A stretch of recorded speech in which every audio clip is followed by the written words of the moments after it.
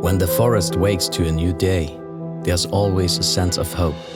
The certainty that nature constantly renews itself is a reminder of one simple truth. Life keeps moving forward.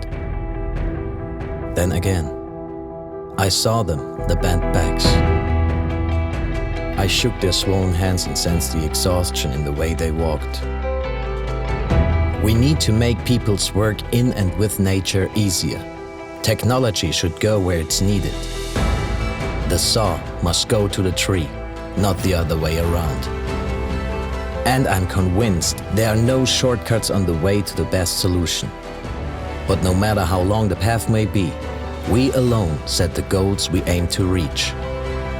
It takes visionaries, sharp minds, and true craftsmen. It takes the bravery to build what hasn't existed before, and the confidence to accept nothing less than the best. And our technology must serve a purpose, and our progress must always be guided by responsibility. We can only achieve that together. What one person starts only becomes meaningful when many carry it forward.